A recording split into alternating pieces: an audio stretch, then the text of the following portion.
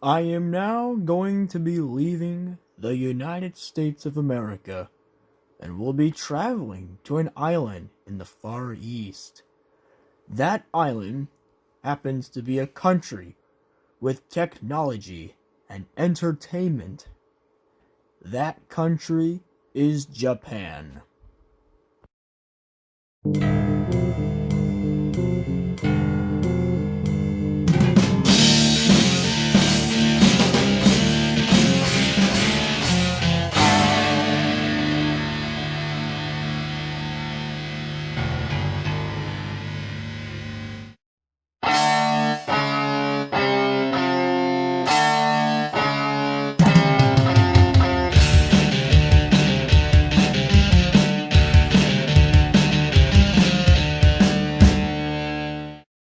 For this episode of Game Attacker, we will be saying goodbye to the Intellivision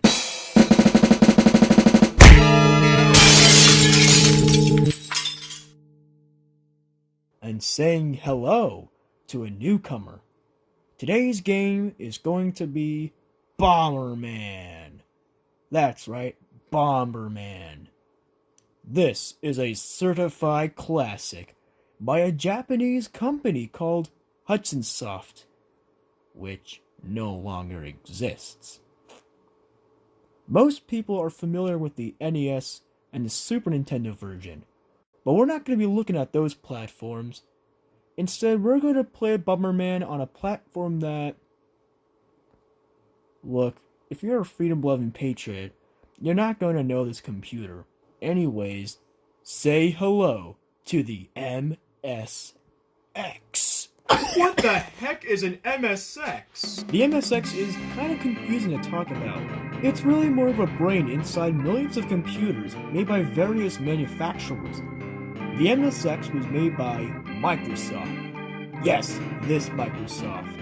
And ASCII. You will see out there MSX computers with badges like Panasonic, Toshiba, heck, even Mitsubishi had their claws on the MSX. Bomberman! He throws bombs at you. Don't mess with him, or he'll be the only guy you'll mess with. Here it is, Bomberman for the MSX. This game was made back in 1983.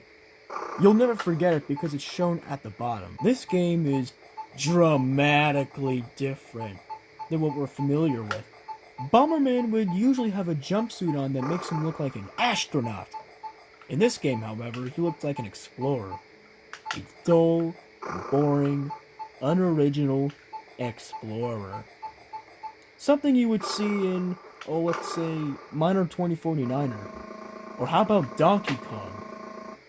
But thankfully, the concept of the game has never been altered throughout history, where it's only the looks that have been changed.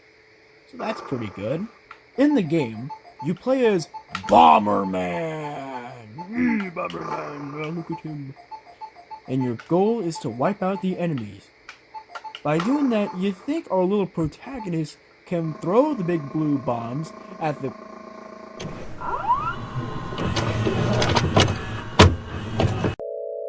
Are these balloons?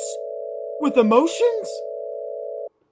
Of all the things that could have been an enemy, like some evil-looking dude with horns, he'd be a perfect candidate because he's so menacing.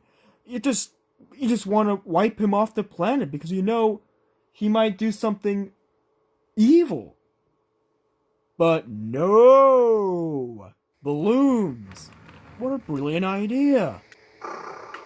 Anyways, you plant bombs in the field and wait for them to go kablooey. But it's not easy, especially when you have balloons that never halt. Just move around vertically or horizontally. So you'll have a better time counting chickens than getting the correct time to extirpate the enemies. But of course, don't let the enemies touch you, because you'll die. Wow. Wow. What do I tell you? This game is very, very different than what we're more familiar to. I mean, look at this. His head comes off. How gory is that? I mean, look at this. Out. Yeah, definitely out. Look at that. And sporadically, you get to see treasure chests and what appears to be exit doors in the middle of the game. The only way to get them is by scattering the bombs in specific areas, but rarely you ever see them. But why exit doors? Well, in case if you're in a position where you're tired of killing an enemy and feel like you'll never get him, these doors will transport you to the next level. I like that. It's almost like a free pass, as if the game is spoon-feeding you to progress. These are the controls. You use the arrow keys to move around, and the spacebar to plant your seeds. Yeah, it's pretty simple. Nothing complex or downright bizarre. It is easy to understand, which is quite rare for computer games in the 80s. As far as my superficial mind goes, very few computers had arrow keys. Unfortunately, that is everything you need to know about Bomberman. This game is quite unique, and it's a different experience than many other Bomberman title. But do I recommend you playing it? No. Not even a little. Anyways, thank you for watching this video of Game Attacker. Please subscribe, and stay cool.